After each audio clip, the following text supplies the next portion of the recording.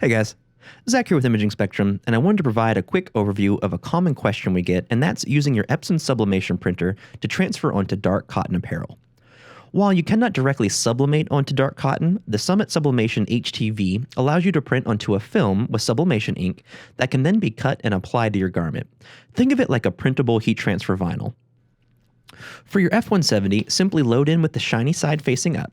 Next, print from your favorite program and send to your cutter. This can be a Cricut, a Silhouette, or in our case, a Graphtec. With your kiss cut complete, remove the excess material and apply to your garment where needed. The great thing about this media is that it transfers at a low temperature of 285 with a dwell time of only 15 seconds. That means sensitive materials are on the table as well. So hopefully you can see adding Summit Sublimation HTV can increase your offerings on your already existing sublimation printer. Can't wait to hear from you, and let us know if you have any questions.